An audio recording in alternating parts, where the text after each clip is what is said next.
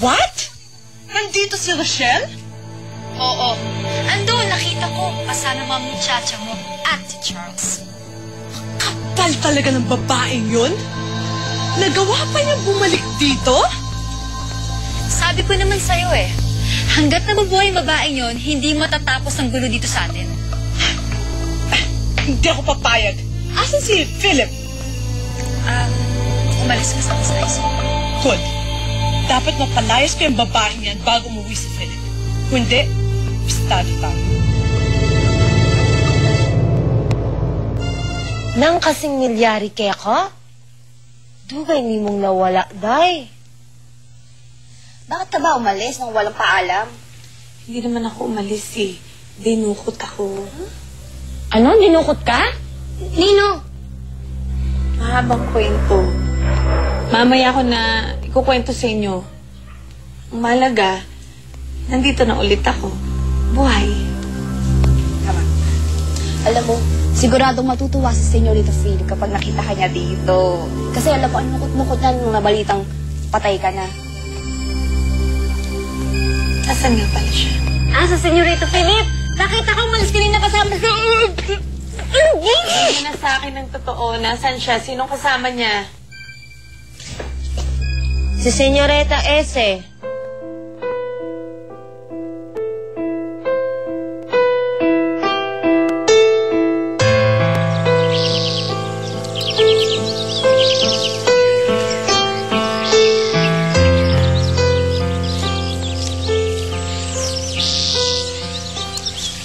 Philip, I'm so glad na inaya mo ako dito. Ang ganda-ganda rito eh. Ang sarap ng hangin. I need you like it here. Pero alam mo, dito rin ako maligtas ng siya. Philip, patay na siya. Huwag mo na siyang isipin. Siguro nga patay na siya. Pero sa isip ko, at sa puso niya, buhay pa rin siya.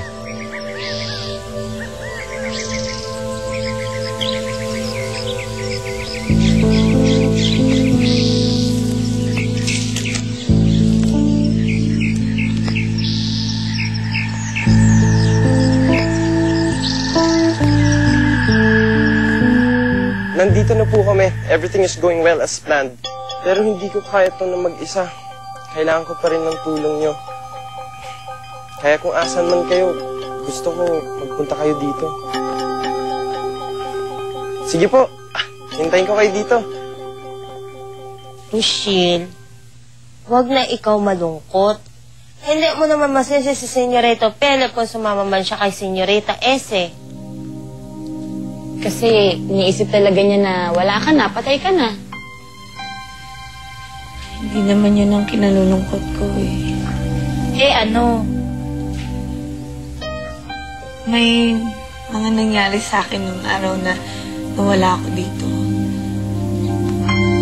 Maraming pangyayari. Yung mga bagay na pinangangambahan kong malaman ni Philip. Ano ka lang? Gaya ng nangyari sa amin ni Charles. Anong ibig mo sabihin? Well. Nagbalik na palang walang hiyang kriminal at gulo.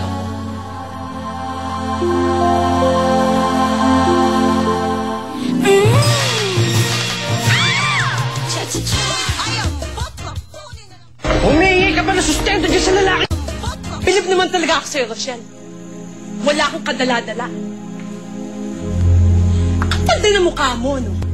Pagkatapos ng lahat ng ginawa ko, may mukha ka pa rin iharap dito. Bumabalik ka pa rin. Wala naman akong ginagawang masama sa inyo eh. Anong wala? Ayoko nga ng pagmumukha mo eh. Hindi nga kita gusto para sa anak ko. Lumayas ka dito. You're not welcome here. Senyora, please. Huwag ka makailang dito. Rochelle, umalis ka dito ah. Kung ayaw mo kalad ka rin kita papalabas. Umalis ka na. Walang aalis at wala kayong kakalad ka rin palabas. You? Ako nga. bastardo. Namiss niyo ba ako?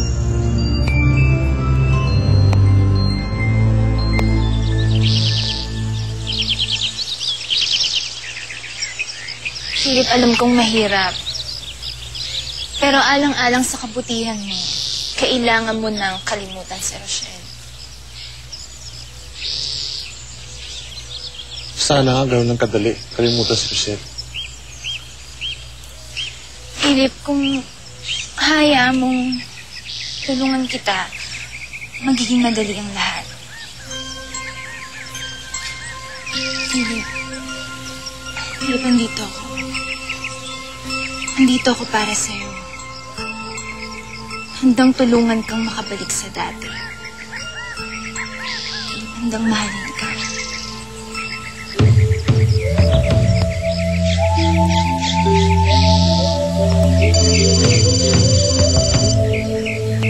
Aren't you gonna answer it?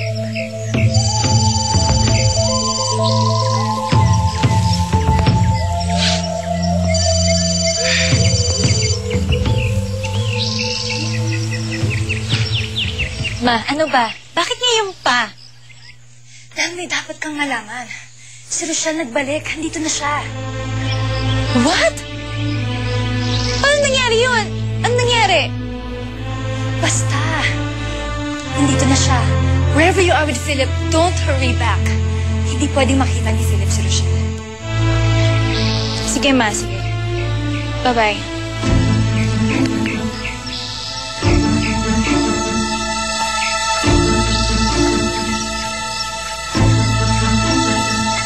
Sino yun? Sino yung tumawag? Kaibigan, may binibilin lang. Ang ganda dito, no? Sarap dito. Akala ko ba malinaw na pinag-usapan natin hindi ka na babalik dito? Masama bang dalawin ko kayo at mga kapatid ko? Besides, may dala akong good news sa inyong lahat. At ano namang good news ang manggagaling sa isang tulad mo? Pero naman po, at gusto ko maging masaya kayong lahat para sa akin at para kay Rochelle. Dahil I just married her. Ha? Kasal? Kanino? Kanino pa? Kundi sa babaeng kasama ko nagpunta dito. Wala nang iba kundi si Rochelle Abellana, na ngayon ay isa ng Ontiveros. Mrs. Rochelle Abellana Ontiveros. Ay, mag-asawa na kayo? Opo.